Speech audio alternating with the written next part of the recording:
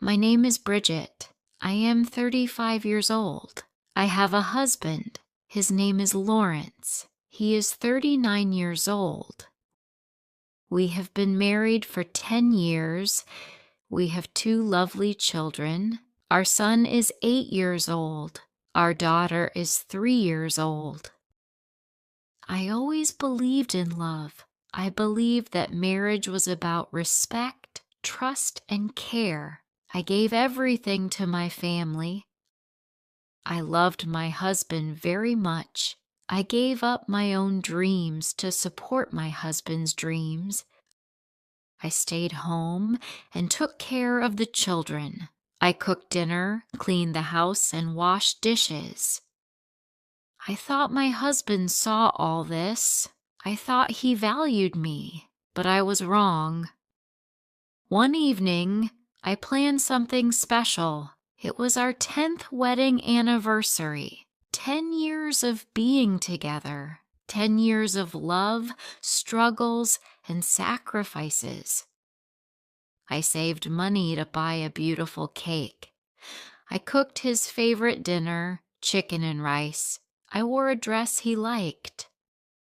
I asked my mother to keep the children for one night. I wanted the evening to be just for us. I waited at home. The table was ready. The candles were lit. But Laurence didn't come. I called him, but he didn't answer. I sent a message, but he didn't reply. At midnight, I blew out the candles alone. The food was cold. I felt hurt. My eyes were full of tears. At 2 a.m., Laurence came home. He smelled of alcohol. He was drunk. He was laughing, talking loudly on the phone with his friends. I stood there waiting for him. My eyes were red from crying. "Laurence," I said quietly, "do you know what day it is today?" He looked at me, confused. "What?" "It's Friday." "It's our anniversary, Laurence," I said. 10 years. He froze for a second. Then he laughed. "Oh, I forgot. Bridget, don't make it a big deal. I was busy. Work, friends, you know." My heart broke. I said, "You forgot our anniversary, Laurence. I prepared everything. I waited for you, and you didn't even care." He rolled his eyes and said, "Stop overreacting, Bridget. It's just a dinner. Why are you making drama?" His words broke my heart. Just a dinner? For me, it was everything. For me, it was proof that our love still mattered, but for him, it was nothing. That night, I cried and cried until I had no tears left. I felt invisible. I felt unwanted, like he didn't need me anymore. The next day, I packed my bags. I packed my children's clothes. I called my mother. I said, "I can't stay here anymore. I am coming to your house." When Laurence came back from work, he saw the bags. He said, "What is this, Bridget?" I looked at him with tears in my eyes. "I gave you 10 years of my life. I gave you my love, my care. I left my job to take care of you and our children. And you couldn't even remember one day. You didn't even feel sorry about it. I can't do this anymore. I'm leaving." He laughed and said, "What's wrong with you, Bridget? Don't be crazy. You're overreacting." "No," I said. "You are the one who does not value me. If I stay with you, I will lose myself. I can't let that happen. Goodbye, Laurence."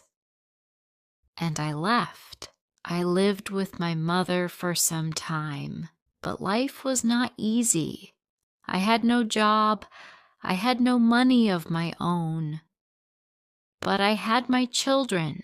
They gave me strength. I found small jobs. I worked in a gift shop.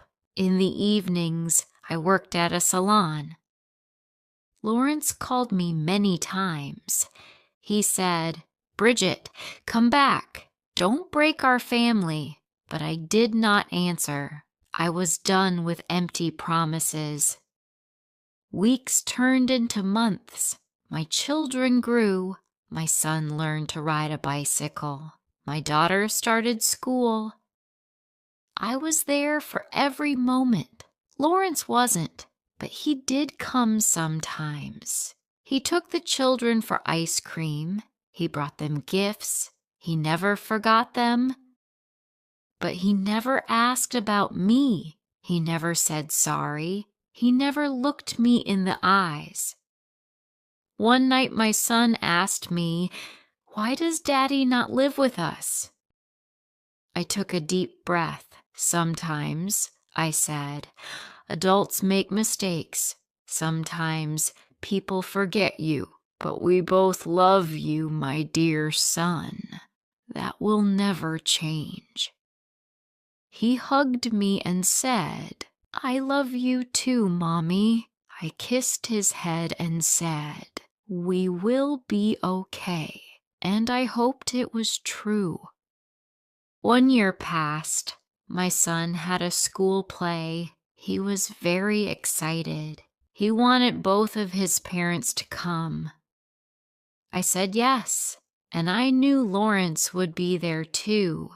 When I arrived at the school, I saw him standing near the gate. He looked older. His hair was more gray. His eyes were tired. But when he saw me, his face softened. "Bridget," he said. I didn't answer. We sat apart. The children performed. They looked at us, smiling. For them, we were still Mom and Dad.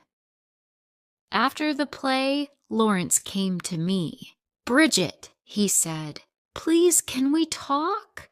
I wanted to walk away, but something in his eyes stopped me.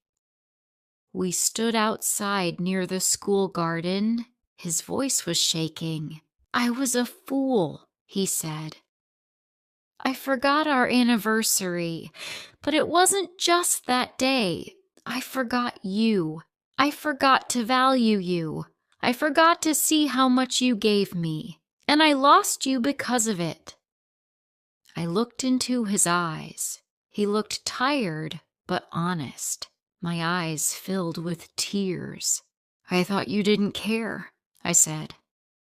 "I did care," he said, "but I was blind.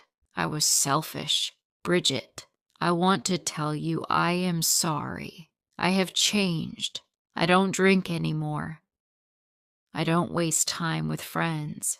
I work. I go home. But my home is empty without you. Please give me one more chance." My heart was beating fast. I didn't know what to say. At that moment, my daughter ran to us. She held my hand and looked at him. "Daddy, can you come home with us today? Please?" Laurence's eyes filled with tears. He looked at me, waiting. I hugged my daughter. Children need their father, I thought, but can I trust him again? I looked at Laurence. He was crying. For the first time, I saw sadness in his eyes. "Bridget," he said, "I don't want to lose you again. I will spend the rest of my life proving that you matter to me, that I will never forget you again. I love you. Please forgive me." I closed my eyes. My mind was full of memories. Our wedding day, the night I cried alone, the year I struggled alone, and now this moment.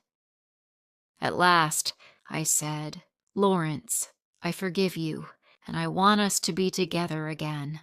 Not because I am weak. I forgive you because I am strong. I want our children to grow up in love, not bitterness. I am giving us a second chance. Don't waste it." Laurence took my hands and cried. Then he hugged me. The children ran to us, smiling, shouting, "Mommy, Daddy, we are together again." "Yes," I said, "we are a family again. Not a perfect one, but a real one." I held them in my arms. My heart was happy. We walked home together.